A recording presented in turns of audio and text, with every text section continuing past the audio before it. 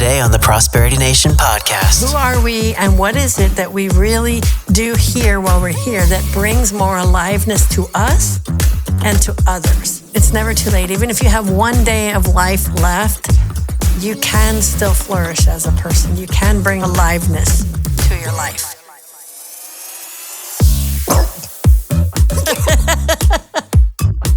Welcome to the Prosperity Nation podcast, the show where we inspire you to live a life you love without money holding you back. I'm Angie Grainger, and this is my co-host, Elise Eropkin. Hello. Hey, Elise. Hey. What is on the agenda for the topic today? Well, I thought we could talk about something I actually kind of have personal experience with, but what to do, when you've gotten older, maybe later in life, and you still haven't quite reached your goals or dreams. What do you do? Yeah, that's a good topic. Yeah. You just quit. Just quit. Give up and quit and die, right? Obviously. Yeah, okay. All right, good. Well, I can't wait to hear your personal experience with that, Elise. And just to give everybody a reminder, like what we really care about here is prosperity. And this is perfect for this topic because prosperity is you have to flourish as a person as well as flourish financially. And if you flourish and focus on just money, then chances are you may not be happy. But if you're just focusing on happy, you can be very, very broke and, not have resources. So it's finding that balance, So why this topic? Well, I feel like, kind of like you said in a way, a lot of people, they pick maybe a profession a lot of times based on the financial, I don't know what to call it, ability to make a lot of money. Because a lot of people it's kind of like me and taxes. Yeah. Yeah, I've always done taxes because I can and everybody needs it. Mm-hmm. But yeah. And what were you going to say? Well, it might be based on the idea that it'll provide them stability financially, but maybe it's not what they love, and they get to a point when they're older, whatever that age is. I don't think it matters, but let's say second half of life, and they realize it's not what they want to do. Or the last third of life. What if you're 80? Life. Yeah. Like, does it matter? I think how this hits home for me is like, I've always been striving to build a firm that's flourishing and, where our people are flourishing and we're growing advisors and I'm writing books and I'm helping with this philosophy. And I sold my firm 3 times already, because I personally got overwhelmed. I grew too fast and it wasn't structured properly and it couldn't get over a certain level. But what if I'm too old to do it? Or what if it doesn't work, all right? And I keep trying and keep trying and keep trying. And I'm trying to get this thing done in life and I keep failing at it or I keep getting sidetracked by, needing to make money or getting a job or whatever it is. What then? You just figure it out. I don't know. If you really want it. I don't know because I've just been the type of person I just figure it out. If I really want something, you'll make it work, no matter how busy you are. Because I don't know. I personally think being busy is like a cop-out sometimes. I think it's an excuse to accept failure. Yeah. I can't do that. I'm too busy. Let's be honest. You don't really want to do that. Because if you did, Elise, you would figure it out. You're still a spring chicken, though. What about for someone who's 80 years old and like Angie always says, Angie, what do you say about your deathbed? What do you say about the deathbed? You say something, don't you? I am one of those old as dirt kind of people over here. And I'm also not spring chicken, but thank you, Sean. That's my contribution to the show today, Elise. You can leave on Planet 9. All right. I always say I don't want to be on my deathbed wishing I had the courage to live the life I really wanted to live. And it has brought me a lot of courage to make a lot of risks in life. And I've taken some big leaps and I have fallen hard at times. But it's part of the way I'm not going to quit on that. However, what if you keep trying? Or I guess what the point, though, I guess what I'm thinking about it is, what about the people who are older or who are beyond the life, not beyond the life. Beyond the life? They're dead. They're not here. I didn't mean that. But what if they're older, they are up there and they didn't. And they worked their whole career. And then they're now 75 years old. And they're like, why did I do that? Why did I do that? What would you say? I mean, I think it depends. Like, are we having this conversation because they want to change, or are they like just trying to make themselves feel better? Because I'm sure, a lot of these people probably have family and grandchildren, and like, I'm sure there's a lot they can look back on and say, that's why I did that, because look what I built and I created and I was able to provide for. And maybe they did have to sacrifice certain things on their own goals and dreams, but they probably were able to fulfill many others, So I think it just depends on how you look at it. Like, and if you're literally on your deathbed, obviously you can't just get up and then start running around if you're dying. But I think it's just changing the perspective. That's a really good point, because maybe that goal that you thought you wanted, that you worked hard for that whole time, or, didn't have the courage to do, and now you feel bad about it, wasn't the right goal the whole time. Mm-hmm. Because maybe the goal was to be a great mom or an awesome granddad or whatever. And maybe whatever contribution you made at work really wasn't the goal. And so here you are. Do you feel guilty because you never achieved that goal that you were striving for? Or do you realize, wow, I was actually chasing a wrong goal the whole time, right? Yeah, because I think so too, because they obviously didn't change it. In the 70, 80 years, let's say, we're talking about right now. Yeah, and whatever reason. I don't want to poke on that button of yep, well, you didn't change it, you didn't do anything about it, so sorry. You're out of luck. It sucks for you. I don't want to be like that. But that's also why, for 25 years I've been saying this message: don't wait to live a life you love till some magic time in the sky that you're going to retire, and then finally do what you love. Retire while you're working and while you're living. That's how I've lived my life. But I don't want to make others wrong or feel bad either. But I also want to say, if you're 75 years old and you're making you're realizing that, oh my God, I've been, doing this, trying to do this thing in all my life, and now it's too late, I can't do it, then it's not too late. Mm-mm. It's just not too late, because there's so many successful people who start whole new careers in their 60s and 70s and are very successful. But I guess it's that moment that you give up on it, no matter how old you are, is the moment where that dream dies. Yeah. Yeah. And I mean, it's even sad too, because I'm seeing stuff now on my social that's talking about how 30 isn't too old to start over. I'm the fact that people think that your life is already over at 30 is just beyond me, And so of course, if that's built into the way we think, then of course when you're 40, 50, 60, you think you're way too old to start over. But the reality is you're not.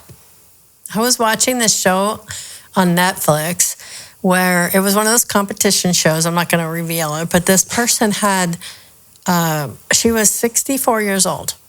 And she had just gotten into this competition thing, or this art of the competition, 3 years ago, 3 years prior. And because she was basically 60, 61, and she was like, oh my God, if I were younger, that's what she said, if I were younger, what would I go to school for? And that art popped in her mind like that, and that's what she did. I'm going to school for it right now. And then 3 years later, she's on this competition show. That's amazing. And it kind of inspired me. Well, it makes me always think, what am I doing? What would I have gone to school for? Right. If I was 20 again, what would I go to school for? It would not be taxes and accounting. I would not go get degrees in taxes and accounting, But I have to ask, well, what would I go? What would have been the career that I really loved? I'm not going to tell you the answer. Oh, come on. But here, I guess to your point, maybe, or not, but the topic is why can't you do that now? Exactly. Right. Well, I did ask myself that question, and what was interesting is it kind of came out a little bit differently. It was more of well, what would you do if you were to start all over again and you had the opportunity to learn a fresh new thing and do a fresh new business and all that? But what at first it was like, yeah, I'm opening a yoga and karate studio. That's what I've always wanted to do. I failed at that before. I'm going to do it. I'm like, well, that's what I want to do between 5 a.m. and 7 a.m. But what do I want to do the rest of the day? But I really was like, you know what I really, really want to do is I want to create training programs for CPAs in having a great career. And especially now I can say it from this point of view, that do understand the personal finances, that is what a personal financial specialist actually is. Like, what if we created a whole like academy that trains CPAs in a whole new way, in a whole new lifestyle, in a whole new point of view? Like, that really excites me. Yeah. And then I'm like, well, I could do that. You know, it's part of what we're doing already by when we are hiring our teams now. It's like, are you on this path? Anywhere on this path, because we want to help you get those skills, and because the world actually needs your help. Yeah, you know. Well, what about you? Well, what would you do? Here's the thing. I think I'm doing it. Like, you've been on this journey with me, obviously, the last few years, and I, kind of went through a midlife career shift, and so I'm definitely like, I've had people, I don't know, I have a different mindset with that. It's like, okay, I don't want to do that anymore. I want to do something else. Then just do it. Yeah. Okay, go. I have people saying like, well, how can you do that at your age? I mean, I'm not old, but I'm not young, but I've been out of college for a long time now. And it's like, okay, just go back to school and just do what you got to do if that's what you really want. And so when I decided I wanted to move forward with my CPA, like, I still had school I had to do. I went back to school. Yeah. And it's weird being, out of college for over almost 2 decades, and I'm going back to school, but if you really want to do it, you'll figure it out. You'll make time in your life, or you'll go back and do what you want to do. So I think that's why, for me, it is kind of a personal topic, because I didn't quite get it right the first time, but I didn't look at it and be upset and just think, well, I'm going to keep on this one path, even though I'm maybe not as happy, or it doesn't quite do it for me. I'm just going to see what I need to do to go in the direction that I want to go in, and then just go and do it. And what if you were 70 and thinking that? I still probably would do it. Yeah. I don't know. I think I would too. Yeah. I didn't go back to school till I was 30 to get my CPA license. And, I had gotten my first degree when I was 19. Yeah. I had a full scholarship to the 4-year university, and I blew it off, and that was partly because I had young kids, and I was also a drug addict at the time, so I was like a drug addict teenage mom. Like, I had a crazy life. But once I got clean, once I got out of the violence, then I'm like, yeah, I want to finish that goal that I had to get my CPA license and go forward. But then by the time I was 40, I started modeling school. I started karate. Like, I did a whole other careers along with that, like parallel careers, doing a lot of that martial arts and karate, and then the modeling, and then, always saying I wanted to go to modeling school so that, one, I have a better online dating profile. Oh, that's right. I think you told me that story. and two, so I could sell my own products. I don't want to go sell somebody else's products on commercials. I never wanted to do that. But it gave me the confidence and the posture, of being able to be a better person, which is what a lot of that was about. So I career shifted when I was a teenager, career shifted when I was 30, career shifted when I was 40, sold the businesses a few times in between there, and so, now it's shifting again, because as the more that you and our teams are taking on more and more responsibilities, and our firm is growing, the more I can focus on training programs and writing the next book that I'm working on, and these things that are going to help us expand even more without me being the one crunching the numbers, which is nice when you're old as dirt. You don't want to do that anymore. No, but I think we naturally just evolve, as you get older, you get more experiences, things change, and you realize different things that you maybe didn't when you were younger. And I think it's normal to feel that change and be in that position where you're like, well, do I change with the feeling that I'm having, or do I just keep on the same path I'm going? Yeah. So I think it's important to recognize that, and then also figure out which path is right for you. Is it this way or this way? And then just make the decision. But and it's not too late. Like, you can do it at 60, and you can do it at 65, and you can do it at 70, you can do it at 75. Hey, Sean, what do you think? What would you tell somebody who was feeling like, oh, they didn't do the career they wanted to do, or they never made it to their goals they were wanting to make. And, now they're like, oh, it's too late. I would say, here's what's coming out in the conversation for me, because I'm listening here and I'm loving what you guys are saying. And for me, what's coming out is that there's purpose to be found in every season of life. And that may look completely different for someone who is on potentially their deathbed, and may even have reduced physical abilities, reduced mental acuity even. That stuff happens, that's just a facet of life that, it may happen to some, may not happen to others. We don't know why that happens. Sometimes it just does. But in every season of life, I think there's something purposeful to be found. I know when I've gone through different life changes, it sometimes is a bit of a recalibration for a minute of some goals or dreams that I had that I thought were going to bring me fulfillment, only to realize, actually, I don't even know if that would have actually brought me fulfillment, even if I did have that anyway. Good point, yeah.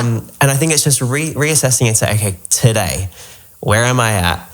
What do I have in my life that does bring purpose and meaning right here, right now? And the future is awesome, and it can inspire me, and it can help me to look forward to things. But I also hold it loosely because I don't know what's going to happen in the future either, but I do know that today I can do what I can today to find that meaning and purpose. So for me, that's what I would encourage anyone is there's meaning and purpose to be found wherever you are in life. Yeah. And it isn't always about something in the future or even something that you do necessarily. It may be just taking an honest look and, saying, what does make me flourish as a person? What can I do to flourish financially with the capacity that I have? And I think that's where it comes back to that real definition of prosperity that's beyond just your career or beyond your money-making ability or beyond something that you might even be able to do or achieve. It's that personal side of things too, Yeah, totally. It's like, if at the end of the day you can just ask yourself, did I fulfill a purpose here? Did I fulfill a meaningful thing while I was here? And were others glad I did? I think it's like, if that's what it's all about, maybe my businesses don't grow. Maybe the book never gets published, or the books I have published never get sold. I don't know. But, if I had to take a few years to be with my family, or to go travel, or to, train a dog or whatever, that's all part of it too. I don't think there is one set purpose. No. I think too, I think there's multiple purposes, but I do think what you were saying, Sean, is that sometimes it's situational purposes, and it does change. But I guess we can hold ourselves in integrity by saying, who are we, and what is it that we really do here while we're here that brings more aliveness to us and to others? Because really, if that's the only thing we can control, then really, and we did it, then we'd all be happier, better people, right?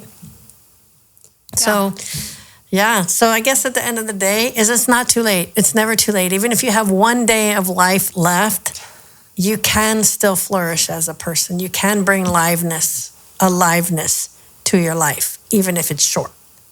Absolutely. Well, great. Well, that started to get kind of heavy there, huh? I was like, wow, I didn't realize we were going to get so philosophical, but I am writing a book on philosophy, so I might as well get philosophical about it. I mean, it definitely is a mental thing. It's not light. It can be heavy. Yeah, I guess it's less about heavy and more about just heartfelt, and it's like really helping us call each other out and say, hey, wait a minute, let's take a look at our lives, because at the end of the day, money has nothing to do with it. Not really. So why do we make it up that it is, right? That's why we say it's a show to inspire you to live a life you love without money getting in your way, because money is just irrelevant when you think about it. If you just say prosperity is flourishing as a person, maybe that's enough. Yeah, exactly. You can do a lot without money and still be totally happy. So money's the tool, and if you know how to use it and direct it to escalate your dreams that bring more prosperity to yourself as a person, then great. Let's get better at that. That's what we talk about here. Let's get better at not being weighed down by money, but getting cause over money and getting that money doing exactly what you want it to do for you, so you can live that purpose now or when you're 89 years old. Exactly. Great. Well, we do want to hear from you. We want to hear what brings aliveness to your life, and does it matter how old you are? What do you think? We want to hear from you. So share with us. How can they do that, Elise? Yeah. Follow us on our social, the Prosperity Nation. You can also subscribe to our podcast on all the different platforms it's on. I don't even know. Sean's done such a good job at putting them everywhere. I know. Sean's awesome. You're everywhere. Listening to us now, so just click the button. And if you also want to send us feedback, it's stories@prosperitynation.com. You can shoot us an email. We want to hear what brings you life and how you feel purpose or what. So go ahead and do that. Awesome. Awesome. Well, thanks for bringing up this topic, Elise. This was great to kind of confront this a little bit today. Of course. So that's all for now. See you next time. I'll see ya. All right. Thanks for joining us today. Like and subscribe to videos from us on YouTube. Follow us online for the latest episodes, updates, and more. And invite others to join us at prosperitynation.com. That's it for now. We'll see you next time on the Prosperity Nation podcast.